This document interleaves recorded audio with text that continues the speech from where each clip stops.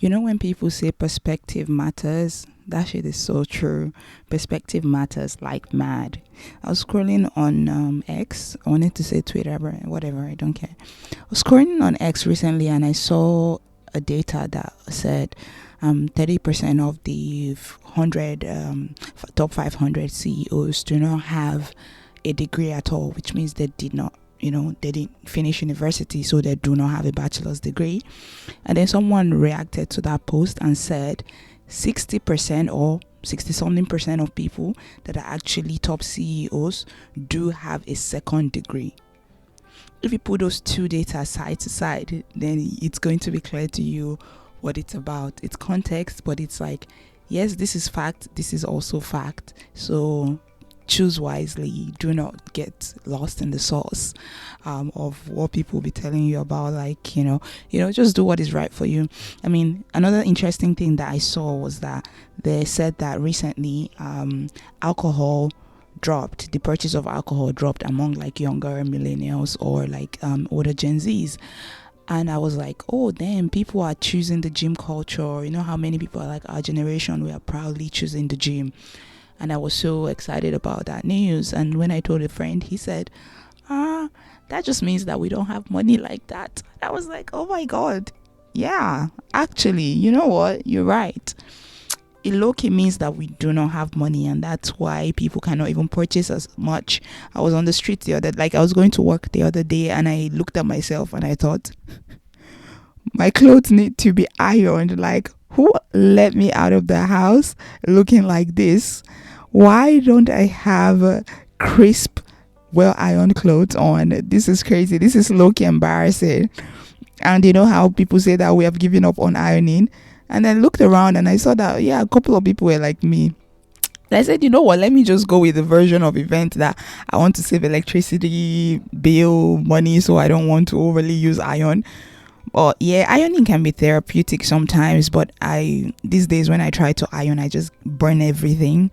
I don't know if the current is too high or the iron is bad or something, but maybe I'm not as skilled as I used to be, because before I used to be very good at ironing. I even used to help my dad. I used to be good. So I need to get back to it actually. I think I miss my clothes looking that crisp and good. So I want to get back into that. So yeah, like a lot of things just make me think about things, and yeah, that's just interesting to me.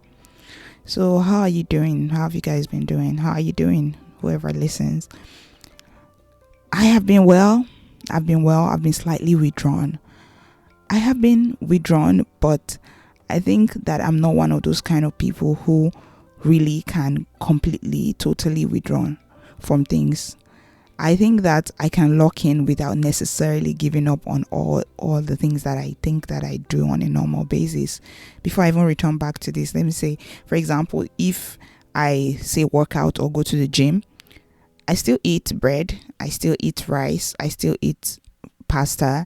Maybe because my goal has never been to go to the gym to lose weight, so it doesn't necessarily like dictate how I decide to diet. I just make sure that I eat in moderation. So instead of eating 2 slices of bread, I might eat one, and instead of just 1 egg, I can eat like 4 or 5. I go crazy with it sometimes. I can eat 6. I can just boil. I can wake up in the morning and just decide to boil 8 eggs. I will not eat it in one sitting, but I'll eat it throughout the day. And I've been advising people, if you're going to work like in the morning, just boil eggs and then just put 4 in your bags, in your bag. When you get to work, eat 2. If you're someone who does not necessarily like eggs like that, you can take the yolk out, because the yolk is what reminds you that you ate eggs, because it keeps like, maybe when you burp or something, it kind of tries to come up.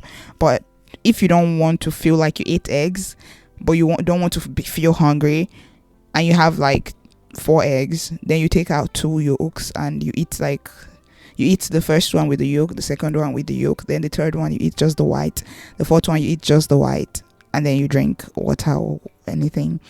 And it actually works magic. Your appetite for the day dies. If you have heard of Ozempic, you know that the main thing Ozempic does is to just minimize your appetite. It doesn't necessarily burn the fat. when we're younger, or when the understanding people had before of maybe drinking weight loss tea or drinking anything that's related to weight loss was that it burns the fat. I don't think anything necessarily burns your fat. Everybody nowadays will just tell you, really, just it's calorie deficit. You make sure you're eating less than you're burning. And I was very curious recently at how you actually burn fat. The reason why I got curious was because, let me say I go run on the treadmill. I try to do 4 kilometers once a week, because there's this agenda against running. Everybody's telling you don't run, walk. And I'm just like, I think this thing is coming from men who lift heavy and cannot run for long. I can't lie, no, low-key, hands up, I feel that way. I think people who cannot run at the gym, or who find it really difficult because they've built so much muscle mass that they can't touch their back, or they can't like properly stretch or properly curl their body, get their head to touch their knee or something like that. Now they're telling you, oh, just walk is better than running. Walking is better than running. Walking actually burns fat. Running burns carbs. That thing has been bothering me. I don't know why it bothers me. I don't even run every day, and I don't even 4K to some people is really, really like not a big deal, but for me it's kind of easy. So I feel like I've been so bothered about that take on fitness, like just walk. I said, wait, are people not busy? Why would I go and walk for 3 hours in a day? Like, for me, I want to get things done kind of quickly. I can't be walking for 3 hours a day. I think that's just too much. When people say you can be consistent at that, it means that you're either retired or you're on holiday or something. You have a different type of lifestyle. Maybe you do logistic, maybe you do delivery, maybe you do a job that, how do you walk 12k a day? I don't just get it. And I think that many people make it look, I think, yes, if you walk 12k a day, maybe you use 4 hours to walk, 3 hours to walk. But if you run the same 10k, you probably would use 1 hour 30 minutes, or some people can even do it in 1 hour. Me, I can only do 6k in 1 hour. I've never done it, but I did 5k last week. If I do 5k in 40 minutes, then you probably can do, in less than 1 hour 30 minutes, 1 hour 20 minutes, probably can do it. So maybe the time you're using, the time that your body is at work, is probably less, and then it makes it look like, yeah, when you run, it's not as good as walking, because they're like, oh, pressure on your knee, blah blah blah. Bro, you're lifting 300 kg on your shoulder. What about the pressure on your spine, the pressure on your pelvic, or pelvic region? What about the pressure on your knees? So I don't know, like, and to be honest, it's not as if I'm so great at this thing. I never thought I was athletic, so for me everything is a struggle. But then I don't even want to be like, oh, we must all run. But I just feel, I don't know. Sometimes you have to be careful when you're taking information, because many people have been coming out to tell us that every statistic that we see out there that feels gender neutral is usually based on a man. So if they're telling you to walk 10k a day, to sleep 8 hours a day, those are usually based on a man's anatomy. So when we're taking this information in, we should be taking it with a grain of salt. It doesn't now mean, it might mean that I'm so wrong though, because it might mean that walking actually is good for women, because given if you have like, the woman anatomy, like if you're a man and you have flat chest, it's easier for you to run, right? So it's easier for you to run than if you're a woman. So maybe walking is actually great for women, right? I think walking is great for everybody, because that's just like low investment sort of like activity that you can really just do. But I think that generally, I think probably walking is for women. I don't know why my brain is just like, oh, maybe because I'm just too lazy that I can't see myself walking aimlessly for 3 hours every day, and people are telling me, oh, that takes nothing. Because I'm like, nah, I can. That means I have to probably be working while I'm walking. So I don't have so much time. Sometimes I feel 24 hours is not even enough for me in a day. So how am I going to be able to just walk like that every day? But yesterday or the day before I actually got my work, I think on average I do 4K a day anyway. So yeah, but the goal is not exactly weight loss, weight gain, blah blah blah. Eat a pound of protein per body weight, blah blah blah, or all of these things. Damn, it's just too much. Like I said, I just eat what I want to eat, but like in moderation. And if you try to make it yourself, like people say, then you use lesser oil, lesser salt. And so I have realized that if you also eat the things you cook or the things you do by yourself, you feel better. Like after eating, you're not supposed to feel heavy as hell. Like after eating, you're supposed to be able to still feel light. That's the different thing I've been noticing recently. Like you should not eat and then you're feeling, oh, I'm so full now. Oh, so those are just the things that I try to remind myself, that stop eating like a thief. Stop eating from a place of scarcity mentality. Stop eating like you're not going to see food tomorrow. Yes, eat and just eat just eat until you're okay, and know when you're okay. So be present while you're eating. Basically, when you turn on a movie, I do no advice here really. Goody two shoes, no. Like I do like, we're all doing normal things. Yeah. So but when you start eating and it's like a habit. Imagine we've always ate since we were kids. I mean, you always eat. So now it's a habit.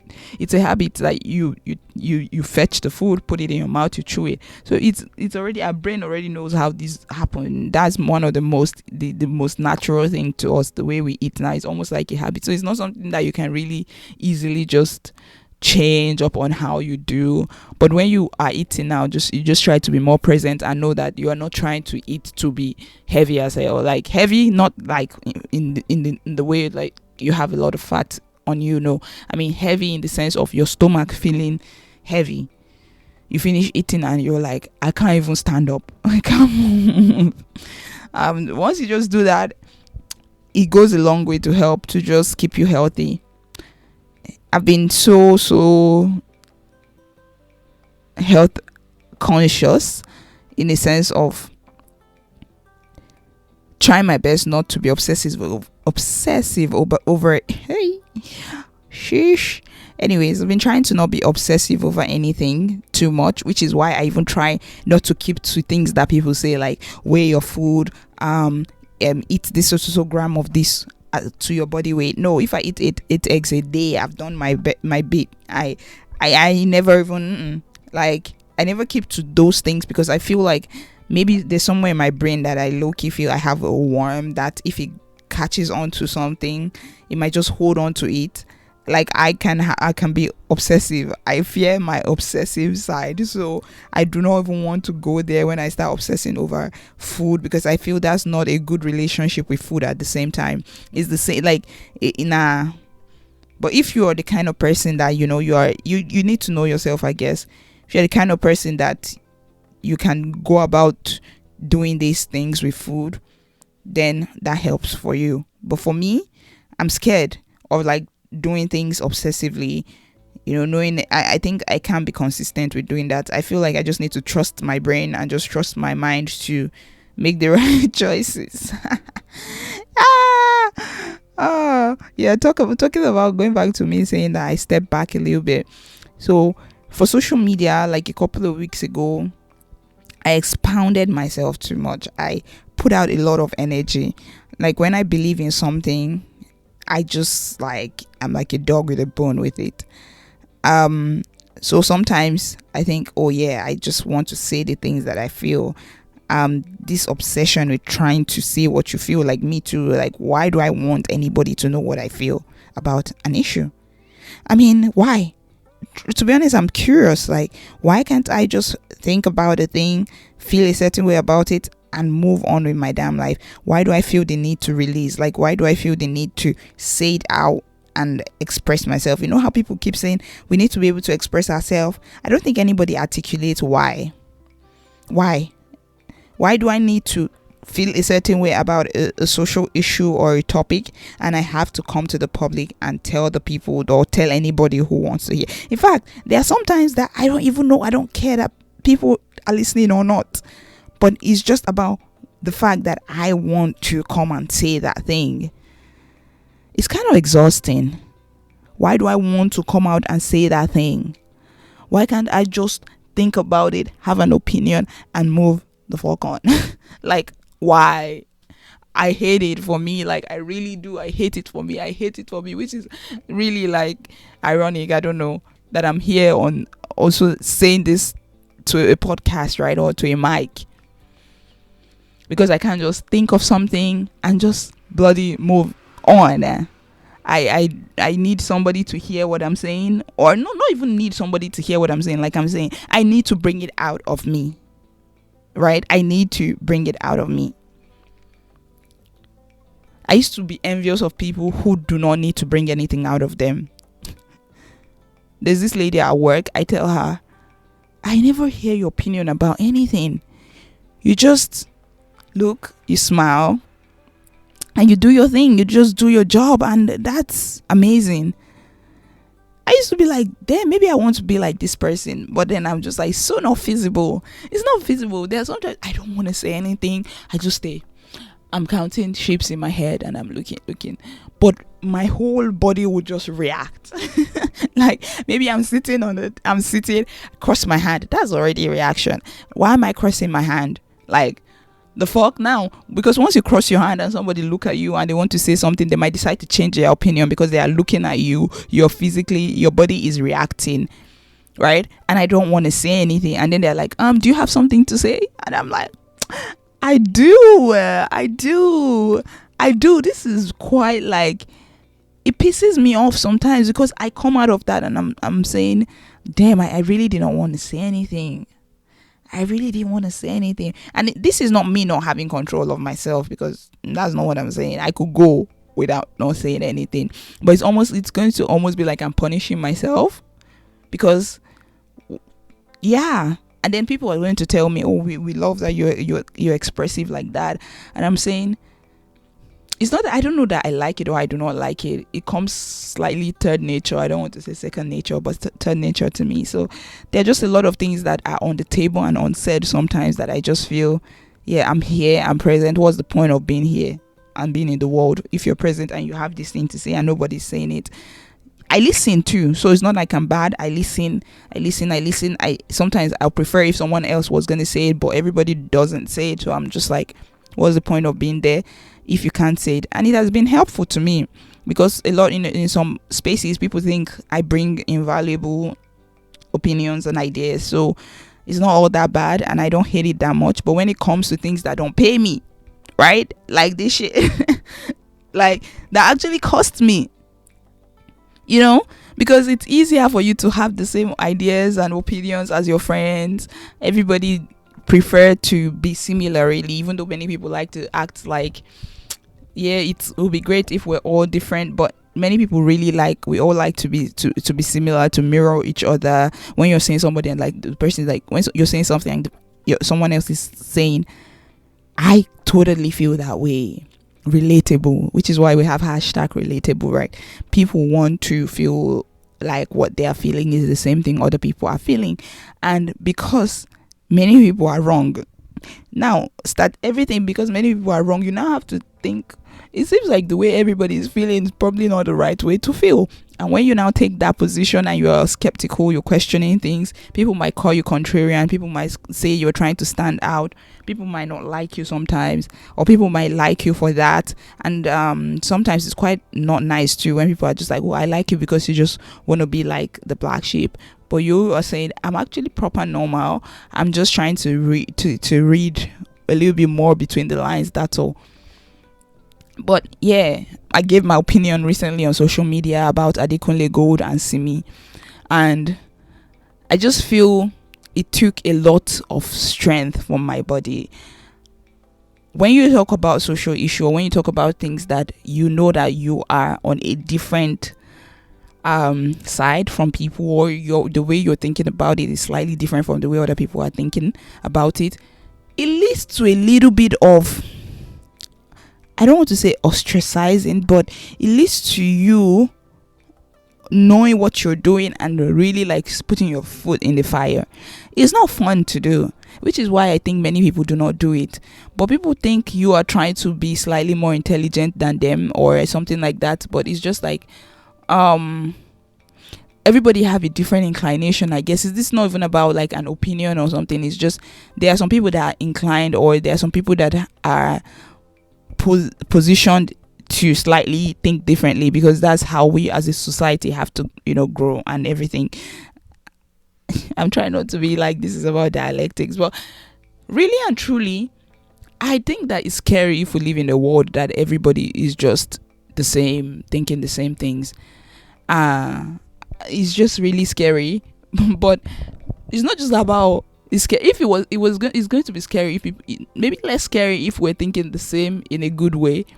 But if everybody is thinking the same in the way that you think or you understand to be wrong, and you say, oh, this is wrong, the way people react to you is just sometimes it's like, and people don't do anything to, sometimes, I don't know whether they do it to hurt you or something, but when you put yourself consistently out there, I felt like I put myself too much out there talking about the intricate part of my mind, because I can't just say, fuck it, like I don't care about, no, not like I don't care, but like for me to be alive or for me to feel like I'm alive, I have to think about things, right? I think it would be so much more better if I just do not think about things. Because now I think about things, it takes me a lot of energy.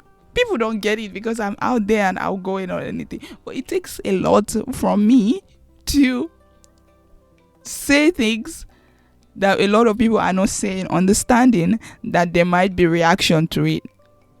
So that's why I just feel I was withdrawn slightly from social media, and I started thinking again about social media, and I thought, do I like or do I dislike social media?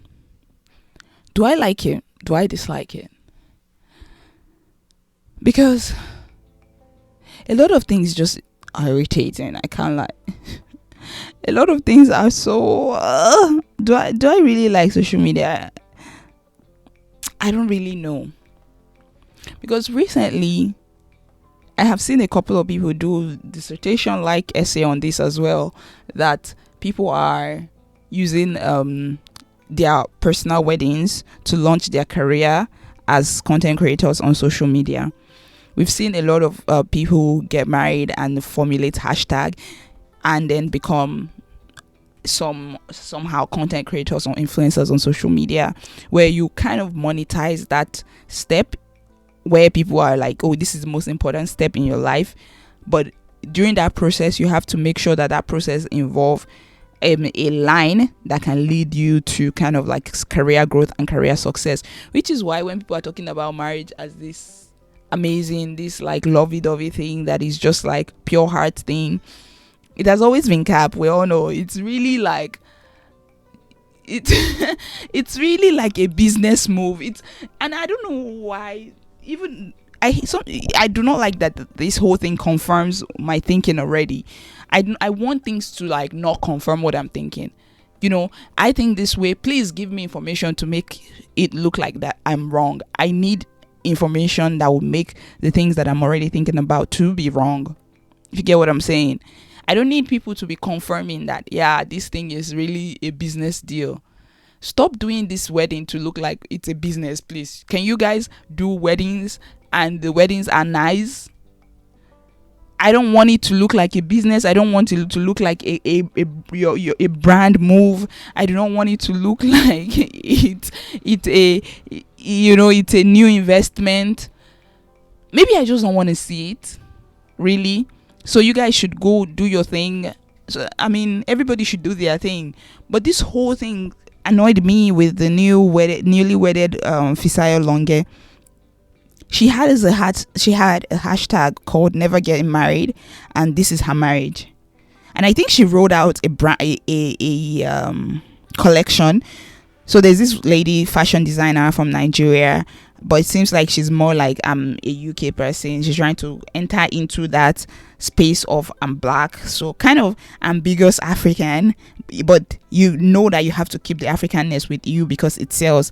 There's a lot of Nigerians that do this, right? Where they're like, I speak, you can't really tell if I'm from the UK or if I'm from Lagos, but nowadays they try not to even speak like they're from Jamaica or the US, because the African Americans, people try to downplay them, or people try to play on them, really. So I do understand when they are like they are not happy with how African migrants act, because African migrants now understand that you coming to the US, you speaking like you're from the US, or no, sorry, you coming from Africa, you speaking like you're from the US, might not even be as beneficial to you anymore. So what you have to do is you have to speak like you're from Nigeria still, but you have to speak like you're an urban or alter type of Nigerian, right? Like, so that people can think that you're from the UK, but maybe not really from the UK, because you don't want to speak like you're posh too. So you create your own lane that is very specific on a type of like exceptional type of African that is now more profitable than maybe you're saying that you're African American, or you're saying you're just like Black British from the ends.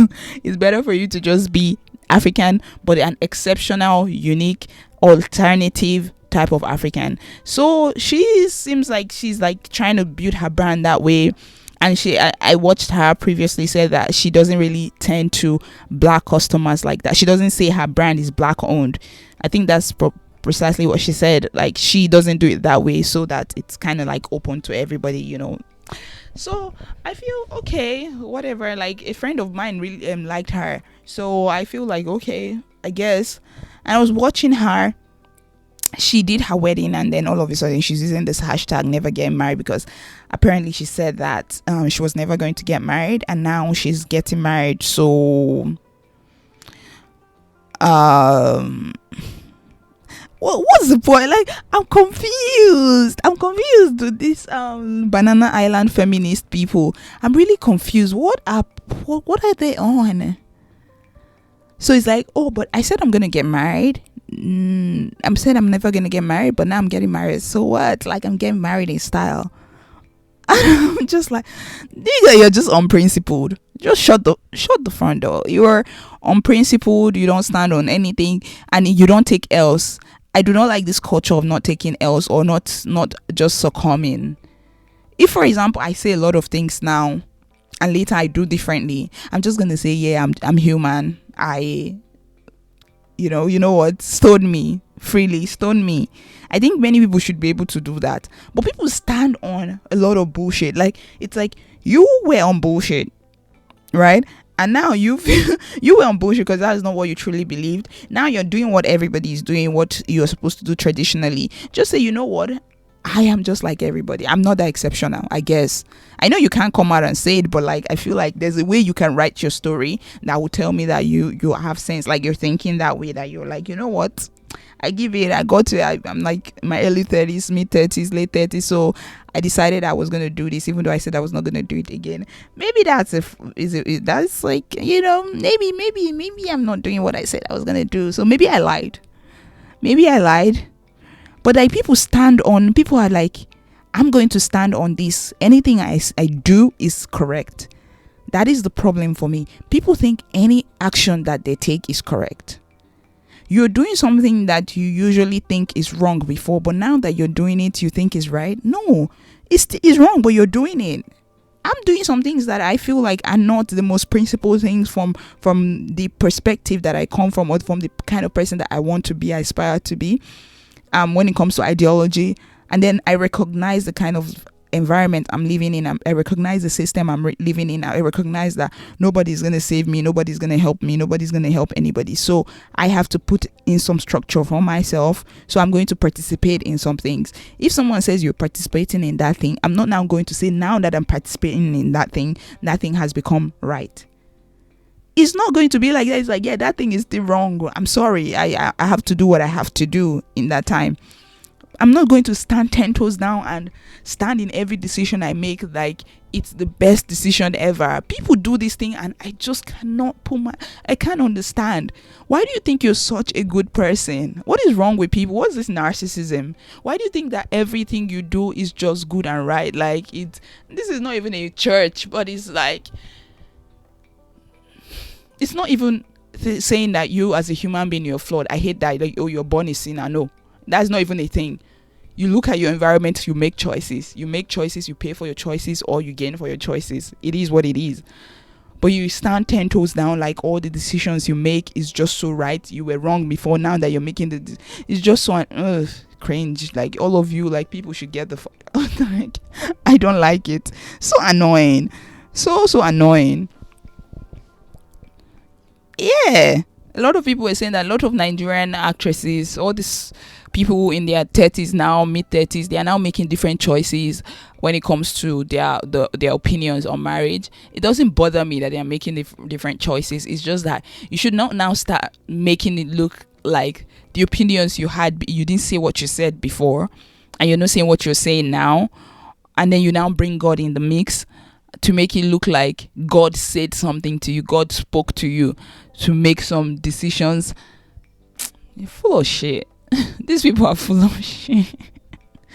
I don't like when I feel like I have to scratch my head when I'm thinking about some people. It's annoying. Yeah. So anyways, so social media has just been, probably and you know what's crazy or what is interesting, these people are probably right. At every stage of your life you have to perform a certain way. As a woman, you have to perform in your early 20s. You have to enjoy your life and what we call enjoy life, do your clubbing, do everything you want to do, explore.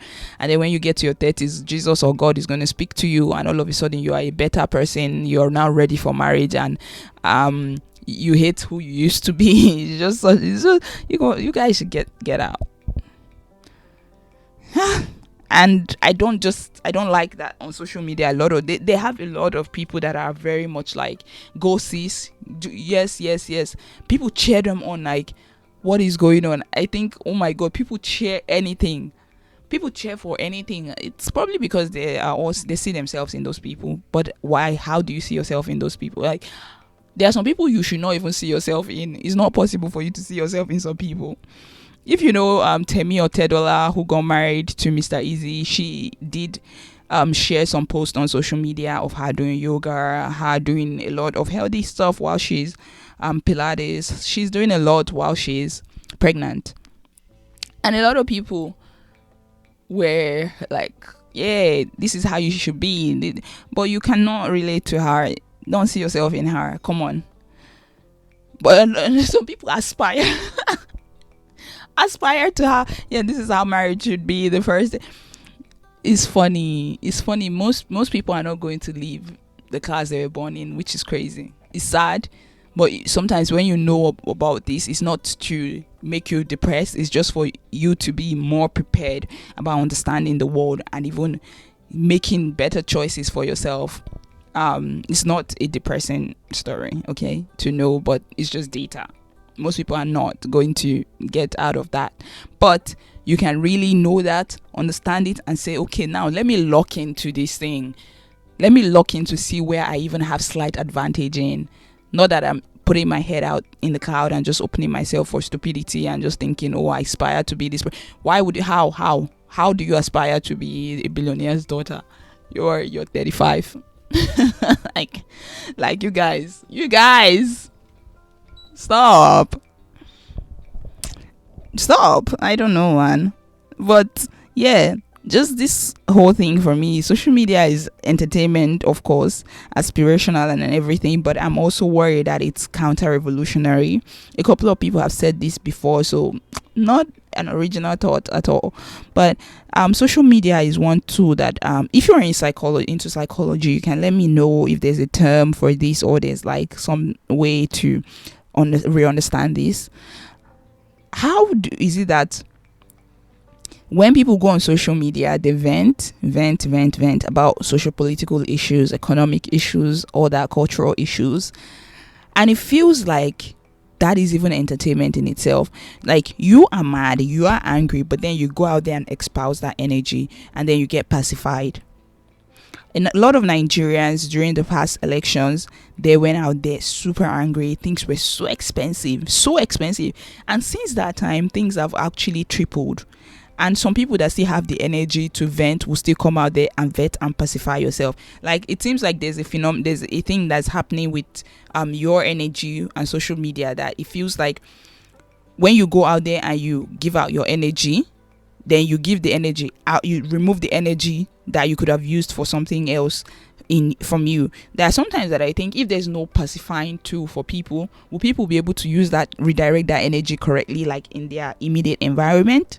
Would you be able to run into your local government house and be so mad at him, instead of like being on TikTok or Twitter and like speaking there and you're angry, and you use all your energy to be angry, but then it's like you're giving out that energy into the world and now that energy is not in you. There's no energy build up in you, right? So, like they said, energy cannot be destroyed. It can only be transformed from one form to another. So maybe if that energy was in you, and you would definitely need to expound it somewhere, if there was no social media, you could have done it in other ways. So yeah, when I see people venting all the time, while I'm sure that helps to keep the spirit of that, to wake some new people up, I find that it might be a tool that just pacifies you. And there are sometimes social media is great. Of course, you learn a lot. I learn a lot from social media, but you know how I'll be thinking, oh, I'm learning so much on social media and it's just for free. I would have been paying for PT. I would have been paying for lawyers sometimes, but I can just go online, Google this, and just get the answers. And I'm just like, oh, for free, damn. But I'm just like, is it for free, for real? I know how people tell you that if you're not paying for something, then you are the product. Yeah, I guess it's just crazy. And the last thing for me is this whole everybody being a fool on social media. There's sometimes when you pull back, zone all the way out, and you're watching, you're like, this is not real. There's no way kids, babies, teenagers, young adults, old men, old women, people with disability, people who are suffering, people different, all types of people, all types of races are just there dancing. And you're saying, what the hell is going on here? Why is everybody dancing? Everybody is on a trend thing. Everybody is trying to follow a move or a dance challenge. Everybody's trying to do a challenge of just moving their body and making a fool of themselves. And you're just like, this cannot be real. It made me to wonder and think back to this this idea, this thing that happened. To me is a myth, but it's recorded in history from 14th century to 17th century, calling the dance maniac, where in Europe, like in the Roman Empire, modern day France or Germany, there was this woman that just came out, started dancing, and then after a week 34 people joined her. After a month, around 400 people joined her. They were dancing, bleeding in their foot. They danced to death, really. So it's a recorded history, or myth, really, because I'm thinking, did they take breaks? Did they eat? When did they eat? Did they go to the toilet? I'm thinking, right? So I'm thinking, is it repeating itself in a way? But now we're just on social media and everybody's just there laughing. Everybody's laughing and laughing, dancing. It's like this whole psych world. But now I'm not even anti it again, which I'm saying is, let's say there are some things I want to also participate in, but I don't want everyone to be doing it. Like, I don't want all of us. There are some things that feels like should be more niche. A couple of people should want to do choreography. Not everybody, not the whole world participating in the same thing at the same time. So it might be selfish. You might call it selfish. You might say, oh, I want to be the only one doing some things. It's just like a podcast now. Like, not everyone should be doing it as well. Some people will say, I should not even be doing it, right? Something should be kept niche slightly, right? So I don't know what it is, but yeah, that's just my feeling about this thing for now. Really, I don't know.